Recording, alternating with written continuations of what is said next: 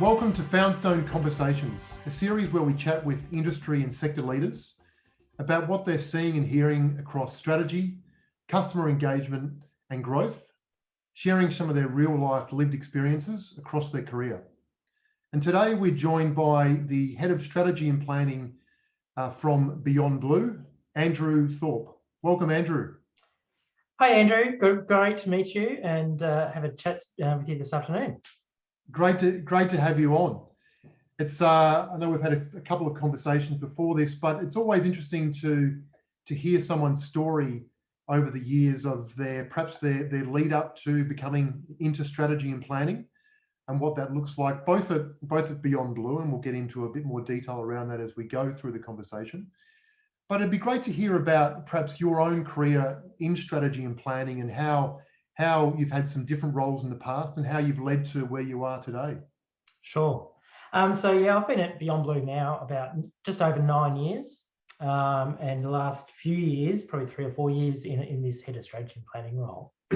But I guess way before that, I think I did economics at university, and I think that is a great foundation stone for strategy development and strategic thinking. I think there's a few sectors like this. That economics is one, engineering's one, environmental sciences is one, and they're all kind of similar in that they all help you think about systems and about how things fit together. I think it's kind of been a natural thing for me over the years to think in that way. And so economics was kind of the avenue I went down. So yeah, a few years at uni back in the 90s on that one, which is great, and that really helped set me up, I think, for the rest of my career. And then early career was in a mum and dad small consulting firm. Then they did health planning.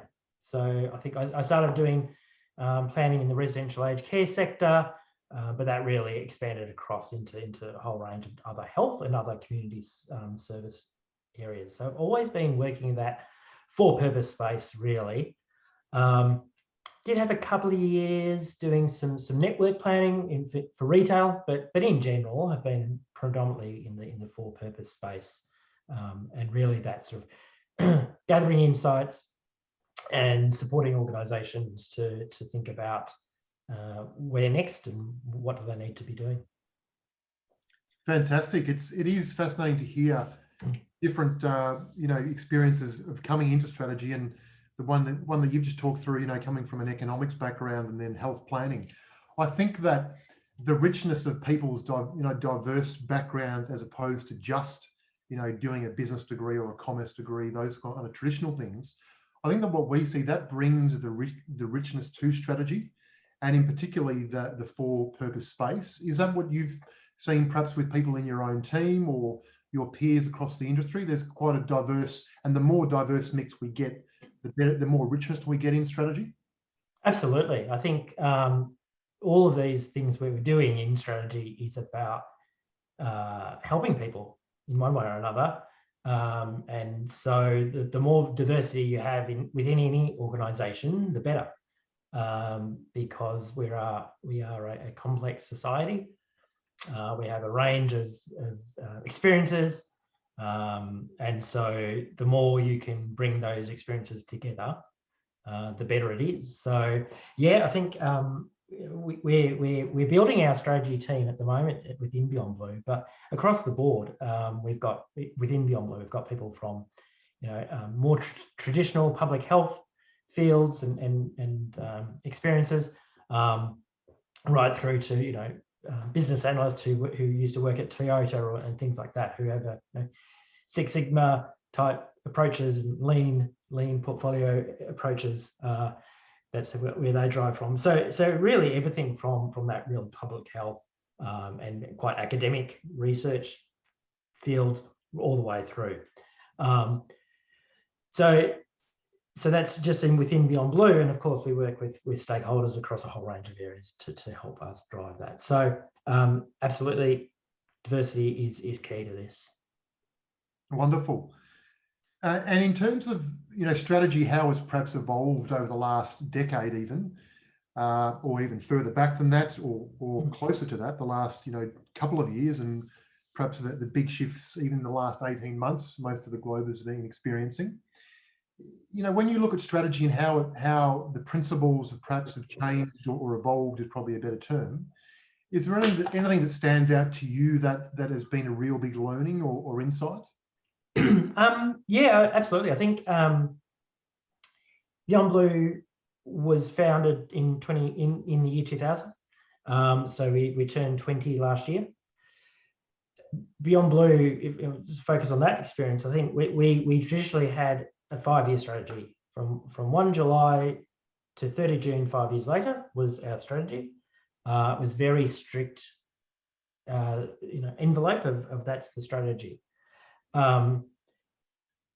It would be traditionally built kind of in-house and then first, and then from a good evidence base, from the insights we've got, etc.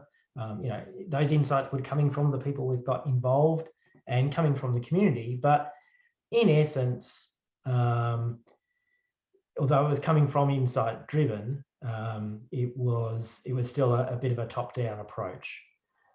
That this is what we should be doing and so or we get direction from government or other funders about this is what we should be doing, which is great and it's fantastic. But I think increasingly the evolution we're seeing is how do we engage community first to really excel at having those community insights to drive the direction. I think Beyond Blue has been very, very, very good at using community insights to influence our strategic direction, but there's always more we can do. And I think that's the shift we're seeing. We're also seeing a shift, of course, away from that strict 5-year plan, which is difficult to get your head around sometimes, but as in, that may not necessarily have a specific end date, and how do we work towards that, and what do we need to do as we get closer to that date? We may have put an arbitrary date around, but that's the other thing. Strategic agility, business agility, obviously are really key throughout this. Again, particularly in a space like Beyond Blue is in the mental health and suicide prevention space. We are here to help and be one player in a very complex ecosystem, and we are attempting to address a very complex problem. So it's always going to be evolving and changing a bit, and so we need to be strategically agile so that can happen. Yeah, that's wonderful to get that context, and it's easy probably for us all to look back 20 years ago if we talk about just strategy as a discipline, or relating to the organisation that we've all been involved in different shapes and sizes. I think it's a really good insight in terms of that top-down approach. That was just the way it was done back 20 years ago, wasn't it? There was really no other way, was there? People weren't seeing particularly the community insights part, and looking at Beyond Blue, from a couple of decades, you can even see that in the community, the people you speak to, and it seems like that, and the information you put out there, the conversations you start, and then you start to see it in the organisational strategy. It's clear that there is a lot of listening that's being done there. So I do think that a lot of other organisations within for purpose sector, but also broader in the commercial sectors, I think can learn a lot from that mindset that perhaps it doesn't have to be your idea or the top down. It can be really starting to listening to the community. And it's a simple principle, but a powerful principle, isn't it? Oh, absolutely. This is, we're in the world of behaviour change, really, aren't we? So if you think about something as relatively simple as somebody coming to the Beyond Blue website to read a page of content, then if you think about all the preconditions that need to come just for that to happen, there's a lot of them. And unless you understand what those are, you're not going to be delivering the right information at the right time to support that person to move on to the next stage. So the behaviour change is very complex, and that's what we at least at Beyond Blue are in the field of. People need to have a level of understanding about what are they experiencing. People need to have a level of motivation and support around them so they can take the next step and not be stigmatized for doing something about not feeling well. They need to have an opportunity, time, resources to come to a website and to know that, okay, they do have a doctor or another health professional nearby that they can go to.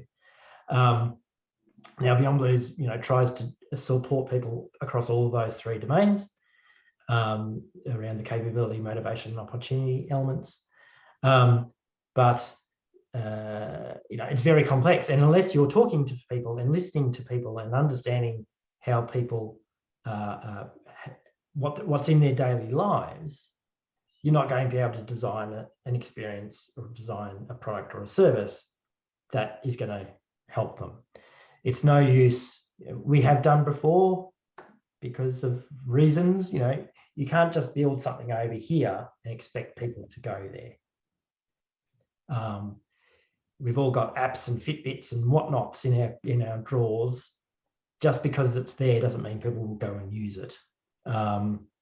It needs, whatever we do has to fit in. The best way to do it is to fit into people's daily lives. And you don't know how to fit into people's daily lives unless you are talking and understanding what their daily lives look like. Yeah, that's brilliant. I think so often in strategy and frameworks and models, perhaps in the past years, and we still, can miss it's simplicity, but the power behind listening and understanding the experience to then form the insight and then to make the decisions.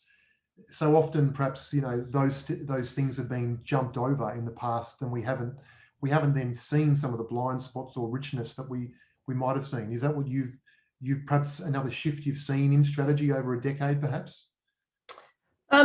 Yes, I guess so. I think for us, or at least at Beyond Blue, I think I certainly am someone who's always worked in that whole of community, whole of government sort of mindset, that it takes a village to raise a child type mindset. And that's what we sort of use to build many of our things at Beyond Blue, is that mindset. I think for us, it's just natural for us sometimes in Beyond Blue to do that. I can see though that it's hard work though, because how do it's hard work to think about all the different ways that something might impact what you're trying to achieve, and also be disciplined about the choices you make, because you can't do it all. So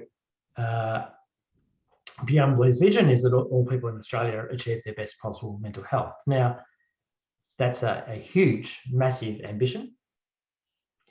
We can't do everything. We need to continuously make choices about what we can do and what we can't do. And although we want to do a lot, we have to make choices. I think that's highlighting that is key. And thank you for sharing that in terms of how it relates to the organisation. I think people can learn a lot from that, because I do what we see in here there in strategy.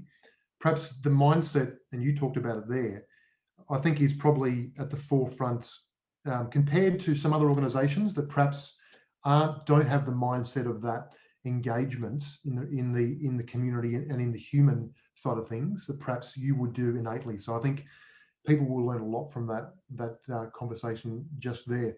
In terms of mindset and some of the different ways, we've had a chat before at a high level, design thinking, human-centered design, And, some people look at those as very purist methodologies, or they can use them, draw on them to really draw out the right mindsets of having that empathy-based approach. Where do you see the likes of human-centered design or the broader design thinking in context of strategy at the moment? I think it's coming through pretty strongly in contemporary sort of strategy development. I think what's happening is we've got a new language happening around HCD and design thinking and all these things. It is a new language. We need to understand, and it's a good ongoing continuous learning experience.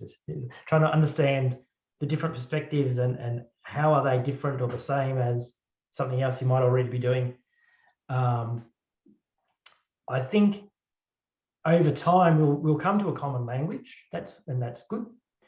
I think it's just trying to work out what are the commonalities between what we do and what's that other language talking about, and trying to meld them together. I think that's one of Beyond Blue's powers is taking the best bits of things and putting them together. And so I think that's what's happening with regards to HCD and design thinking and strategy development. It's all coming together. But it's all about going back to why are we doing something? So, beyond, we use Simon Sinek's Golden Circle, we use Roger Martin's strategic choice cascading, those sort of things, a bit of hypothesis approach thinking, all of these things come together. It's just about what's the problem, why are we here, and how might we solve it? And then how might we solve it leads to how can we best design things for people to solve it? We can get caught up in a lot of language. If we can try and cut through that as we move forward, that'd be great. Yeah, I'd agree on that's a brilliant insight. And I think, the balance between not, as you say, not getting caught up in the language, but at the same time having a unified, terms we're using so that people understand. That's the challenge in a good way, isn't it? It sounds like that, you're focusing on, again, standing back on why are we doing this as a principle is pretty powerful. Then leading on to more the planning stage, yep. Which brings it to life, doesn't it? So you mentioned a couple of things there, and probably just for the listeners in terms of could be helpful for them where people could turn to start to. A lot of people are starting their strategy, and design thinking is brand new for them as well. So is there anywhere, you mentioned IDEO, Roger Martin, are those sorts of places you turn on to ongoing for getting some of the latest read globally of what's happening? Are there any others that come to mind? Yeah, sure. So there's quite a plethora of resources out there. They're my couple of go-tos. Harvard Business Review is always a good go-to for me, which obviously has a range of things, particularly, and again, you can see even in their library, the evolution of strategy happening there. They've got a couple of, the 10 top read books on strategy, etc. I think I've got them sitting there somewhere behind me. The Playing to Win is the one that I guess always go to. Again, that's Roger Martin's one. So there's plenty around. This is one of the big dilemmas of nowadays, isn't it? There's so much to read. It can be overwhelming. But my suggestion is that the contemporary stuff around, from particularly human-centered design, strategy development, I think so. But Harvard's probably my really go-to one. That's great. And I think you've mentioned before, even I'd agree, Roger Martin's stuff around the cascade is definitely, it's a really good grounding. But as I understand, you've had to adapt that because some of the terms, for example, like winning in the context of Beyond Blue is probably not the right term. So you shape that, don't you, to your own kind of the world that you're working in. And I think some other people would struggle with that as well. So have I got that right? Yeah, absolutely. So I think how do we win, how do we play, where do we play, all those terminologies, again, adapt them to whatever the context is for you. So absolutely, Beyond Blue, a winning aspiration is not what we talk about. We talk about a guiding aspiration, absolutely. We are, as a for-purpose organisation, it's not about winning, it's not about our profit margins, it's not about money. So if it's about money, then yeah, maybe you want to use the word win.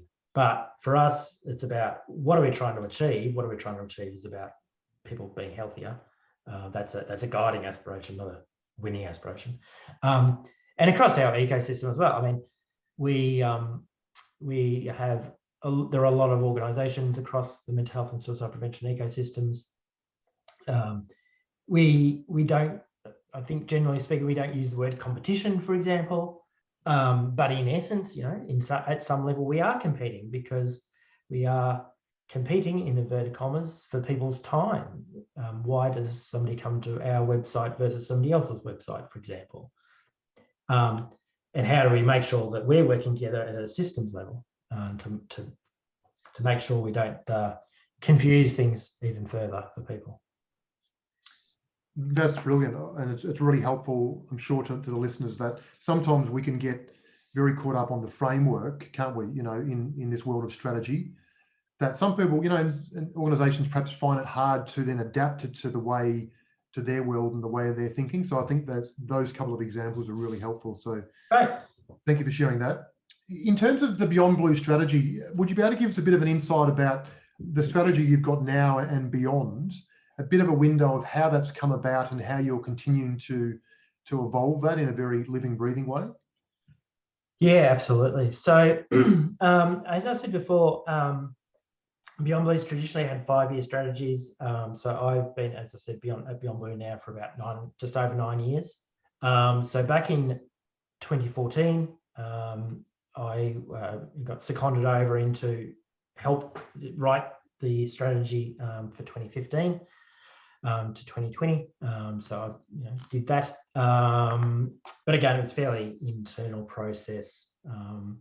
Just a couple of us writing it, goes to board, etc. And it was fairly top down. This is what our organisation, this is what our objectives are. This is how everything we do ladders up to it. In about 2018, we had a bit of a restructure, and we formed the strategy group. So that's where I started to have formally a role in strategy development. And so that's when we started the process of looking at the Beyond 2020 strategy. So we had a strategy that was going to finish on 30 June 2020. So in 2018, we started that process. And again, it was what we're talking about. It was about, why are we here? What are we going to do about it? And what do we need to support us to do it? So that was, again, a whole range of things involved in that. Again, a lot of listening to the community, not explicitly in a strategic development phase at that point. It was listening to all the existing resources we have through existing mechanisms. And so we gather all of that together and talked through across the organisation, with partners, with the board, etc., what that might look like, green papers, all those sort of things, which again was all in about 2018 into 2019. And we sort of got to the point of, well, there's great stuff we want to do, but really reflecting, actually, we need to change our capabilities to enable that to happen. So we went on a good old transformation journey. So that kicked off in 2019. Obviously, a capability shift across processes, systems, mindsets, people, etc., right across the board. So we're well and truly in that now. and that really, we refined quite a lot of our strategic thinking through that process. It was a really helpful process to go through and to really get into what is our role, and the roles. We ended up with 6 roles that we play in our business model, and really being able to step back and reflect about what are we here to do, how are we going to do it, rather than the what will come and the what will evolve, but how. The how is where we're focused on in the strategy world. So that's the journey we've been on. Still got a lot of work to go. Obviously, we have the organisational strategy in place, and that's guiding us. Has been guiding us the last 12 months or more. But now it's a lot of work translating that internally, and a lot of work now. We're about to shift into a mode of really more hands-on co-design. Again, fully informed by community insight, but co-designing with program areas into their realignment into the business model that sits behind the 2020 strategy. Fantastic. Just on the community insights part, because it is, although it comes very naturally perhaps to yourself and your peers within Beyond Blue, that is still, we see it's still a foreign term to perhaps many other organisations, that they're not used to having dedicated people that are gathering community insights, or even within their own teams, having the mindset to be really listening, what's happening within our customers' world, partners. We see it is still a newer thing, and it's obviously not for you guys. I think a lot of people can learn from that. So is there any learnings or anything that you see with gathering those community insights, establishing that team, having the right mindsets? Is there anything, learnings or things you're seeing even now around that could be helpful to others? Yes. Where to start? So I think it's about, first, I think the first suggestion would be just to reflect and stop and reflect about what are the opportunities you've got now to leverage something you've already got. So social media, clear example. What are people saying on social media about your industry or their experience of that industry, whatever it might be? Again, that might be on your own social pages. It could be on the social pages of others. So that's the first big one, I guess. Obviously, analytics and analytical insights is critical nowadays. If you've got that on hand, of course, use that. Again, it can be a whole range of things. For us, it's including lots of Google Analytics and website analytics. But we also quite as well have events in the community, which can be a whole range of things. But again, obviously, those conversations are part of the insight gathering process. For us, we also have evaluations that we do for our community-facing products and services.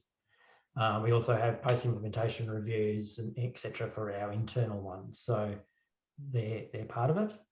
And also remembering our staff are also community members. So what do they think? What do they think about what we're doing?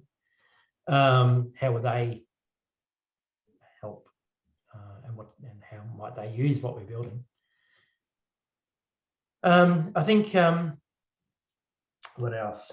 Am I missing any big ones? They're the big... I think that's brilliant in themselves, Andrew. I think, again, the practical things you're saying, what have you already got now that you can start listening to? Yeah. And I suppose a lot of that, from what we're seeing and hearing out there, is just being aware that that's happening, and you can turn to that richness of whether it's data, as you say, analytics, or whether it's just people, responders or people that are out there speaking to the community and customer for them just to have that radar up, it can be a mindset of starting with that, as you put, I think, which is really absolutely. And another thing we did in probably 2019, I think it was. So Beyond Blue is extremely fortunate to have an active community participation community called Blue Voices. That Blue Voices is about 7,000 people involved in that community. So they're our community participation, and they are people who have signed up to Beyond Blue to help us design what we build, and that's been going for 20 years. It's changed shape and form over the years, but we've always had it. So we went to that community and asked them, well, what do you expect from Beyond Blue? How can we help you, etc., etc. And we did that through primarily surveys, but a few other bits and pieces. But we also recognise that they are people who know Beyond Blue, who love Beyond Blue, who are actively supporting Beyond Blue. So of course we need to get other voices as well. So we went to an independent market research company and we asked exactly the same questions. So we used exactly the same questions, and predominantly, of course, the way that happened, and again, we did it, we were fortunate enough to be able to do a nationally representative sample through that. And primarily people who had not engaged with Beyond Blue. Some of them had. I mean, Beyond Blue is extremely well known, so of course you get people who have experienced Beyond Blue there, but it included a mix of people who hadn't. We were fortunate, of course, that basically both surveys, both insight gathering processes basically came up with the same result, which was helpful. So that was good. That helped ease some concerns there. But that's an example of something we did. Yeah, that's huge. I didn't. So the Blue Voices, 7,000 people. That's enormous. Yeah. And I mean, you mentioned before that you've been doing that for quite a while. I still think in definitely in the commercial sector, that is still quite new. So I think a lot of people can learn from that. So thank you for sharing that. That very practical example. When it comes to, I mean, often for commercial, you may have a loyalty program or something like that. That's kind of similar. That's kind of similar to our Blue Voices. So if you've got something like that, go for it. Good point. That's really helpful. In terms of the branding of Beyond Blue, and we had a conversation recently with Conrad Spilver, who heads an agency who's really blended now across strategy and more marketing. And we see that in terms of those, when we talk about brand strategy and then organizational wide strategy, we see that you can rarely look at those things independently. Perhaps in the past they were very separate disciplines. When you as head of strategy and planning, when you consider the brand out there, and even I've started listening to the Beyond Blue podcast. When you look at the power of the brand out there within the community, within the mental health and wellbeing space, but even beyond that, when it comes to strategy planning, both at your transformational journey and then an organizational wide, is there any way you look at trying to enhance that branding, or even collectively turn to that branding to then learn from strategy? Because I think there's a lot of organizations there perhaps that don't have the presence of your brand. They're trying to perhaps create more of that through their strategy. Yeah. Are there any learnings you've had perhaps between the ties between brand and then organizational strategy? I mean, they do obviously go hand in hand. For us, it's about being that trusted source of information, advice, and support. That's central to our strategy, and it's central to our brand. They're kind of one and the same. So it comes down to why are we doing what we do? Well, we would do what we do because we want to support people to be more mentally healthy. To do that because of stigma, because of other things, it's a daunting thing to start to think about. And again, that's obviously changed over the years, and that's what Beyond Blue's been doing for the last 20 years is changing community conversation so it is easier to talk about, along with many other organisations. But it still is a level of trust that needs to be there to be able to do it, and to be able to come to an organisation and feel confident, feel connected to others that have been through that themselves. So I think that's particularly, there is a brand team as well, and obviously we work together to a degree, but and increasingly as we keep going back to this, but it is about, they do need to work obviously together. The brand is really I guess the external facing element of what the strategy is. So it has to go hand in hand, and it will, even flow between, and then there'll be information flowing between across those two areas, as in regards to the teams we have internally. But ideally there shouldn't be any difference. Yeah, I think that point there, I can learn a lot of that point myself personally. So the external brand, it really is the element, presents the strategy, which I think is a beautiful way to put it, because that's essentially what it is. And yeah, when you say that, that's the feelings that would come up for me, from the Beyond Blue brand. So that's brilliant.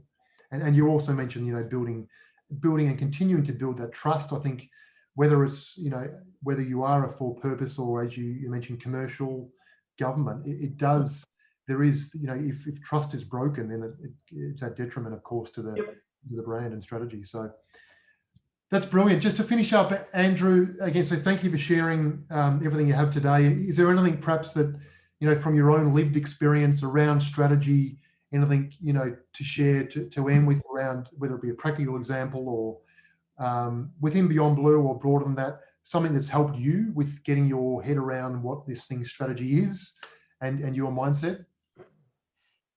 I think my key learnings would be listening to people. I was, as I said, been here for 9 years at Beyond Blue. I started as a project manager in what was the men's team at the time. We used to have a lot of resources coming in from the federal government and also the Movember Foundation at the time, to support men's mental health.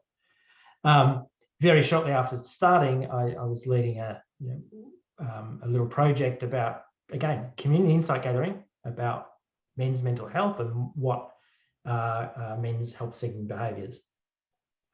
And so, within a month or two after starting, it was sitting in, listening to people, listening to men and women talk about their daily experiences. And so that is what drives, it's what drives you personally in this space, and it's also what drives you professionally. It's that type of insight that gives you clarity about what can we do. And so, we all have experiences ourselves of, and particularly in our space, we can think about what would have been better had that been different when I was doing it. So that's what I think that's the key point. What's listening? Because if you're listening, then you know where you want to go. That's very refreshing. I think it's a great place to wrap it up. I think, listening into those daily experiences, as you put it, gives you that insight for ultimate clarity. So I think it's a beautiful way to put it. So thank you, Andrew, for taking the time. And again, thank you to Beyond Blue as an organisation, and to you personally. You've been there for 9 years, and what you're really, you've removed and are removing all of that stigma. You're providing that door into the services. So thank you from someone from the community to everything you do and the organisation does. It's huge. Thanks, Andrew. It was great to have a conversation about this. Hopefully it helps some others have a think about what to do and where to go next. But no, it's been a pleasure. Thank you.